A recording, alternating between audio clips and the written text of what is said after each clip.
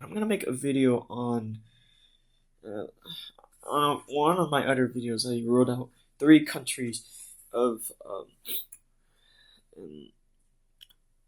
on like if someone was bullied in high school, they definitely did not reincarnate from those three countries.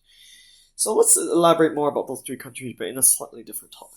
So, Canada, reincarnation from Canada around a time period of 1895 through 1960. Um, and again, I haven't done much of the factual research. The only problem with the factual research stuff, especially if you're researching a topic, is that it's different if you're answering an academic question, trying to get a decent grade in history, right? This is that's a different type of subject. So basically, uh, it comes across, with Canada as people would immigrate from France or England to Canada, right? They immigrate from those European countries to Canada.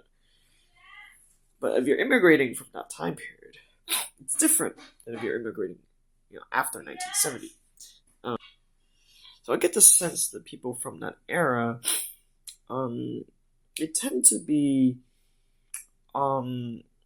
very gifted at, they at least understanding television.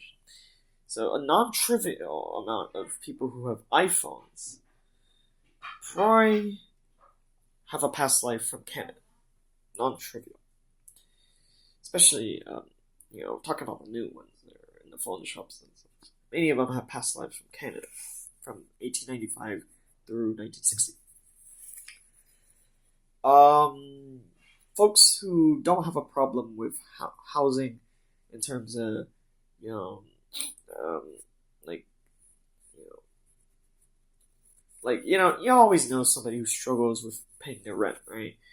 In terms of these rent prices and then there's rent control and all that that type of debate. Folks that don't have a problem with that may have had a past life from Canada. I'm not saying that because there's this research that Donald Trump, had a past life as a politician in Canada, right? And probably a little earlier than 1895. So I'm like, all right, that's kind of a terrible way to have reasoning, but it's actually there's some validity to this type of horrible way of reasoning. First of all, it, you know, again, I can't remember which type of, is it deductive or inductive? No, don't think of it that way. So, trying to guess what their past lives is, it's not there's no science in that, right? So don't think of it as conspiracy theory or anything like that. So, um, let's see. Uh, yeah, you know, now obviously, what if you were in prison in Canada, between 1895 and 1960? Does that mean those folks will, that's definitely another question. Uh, um, if someone had a past life in Canada and they were in prison for a significant amount of time, my guess, first of all, Canada was actually part of England for a while. I can't remember the exact year they got independence. It was definitely sometime after the United States. So I didn't memorize these facts. I don't know what year was it. But let's say it was after they um, got free from got independence from British rule. Then um, I would imagine uh, some of them, let's say they reincarnate in the United States. They might have some familiarity with Canadian concepts, even if it's not expressed generically. Like they might see a show made by somebody in Canada, and there's to be some emotional trigger in their head, right? They would, and I'm like, first of all, I live in the United States, and for the most part, the society is very emotional, my opinion. So, awareness of these types of things I've never heard of anybody come across. It's very instinctual.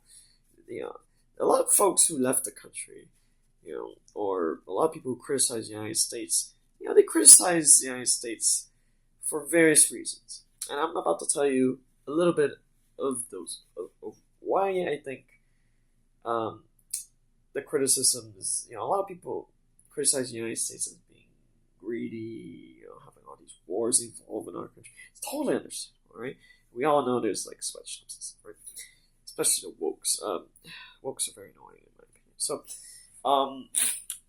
because a lot of them can't, they never really take the time to understand exactly why. So also, someone who has a past life from Canada, from, again, 1895, to clarify, 1895 to 1960, fairly reasonable to me,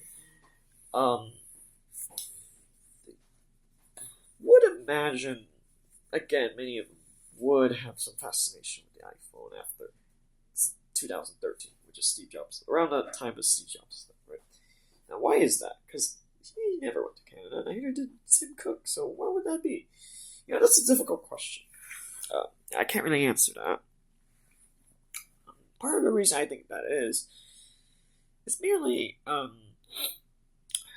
first of all, I've studied the folks who's purchased these products. There's been research on this.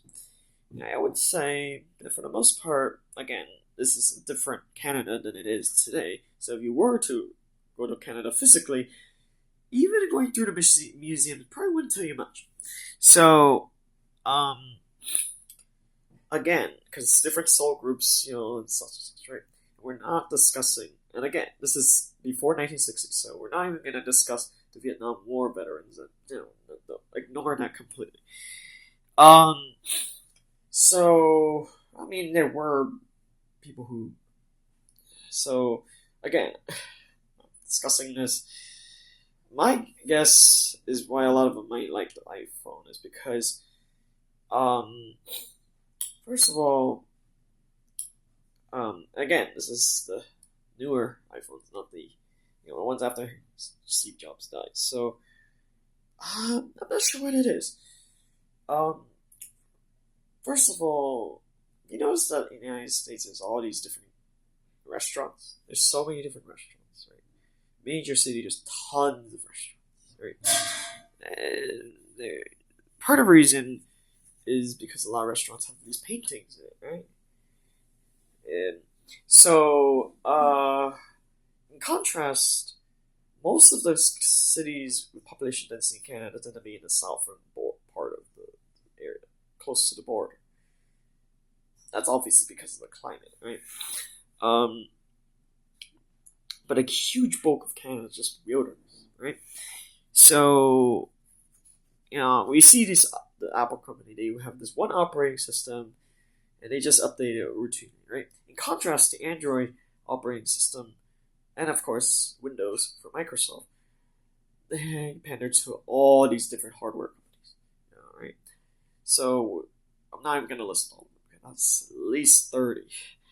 I'm not going to list 30, 40, 50 names, right? These hardware companies. So, so you understand. So this is my reasoning why a lot of people who use the iPhone may have, especially after in the Tim Cook era of Apple, may have had a past life from Canada. And I'm trying to guess what type of person they are. They tend to be more likely to be wokes. Woke is not an INTP. I'm going to say it blatantly. I do not think wokes are INTP. At all. Actually, I think it's closer to ISTJ, actually. I'm not going to discuss that. That's another video topic. So, and they're also very likely to get a college degree and having graduated from college. They're also,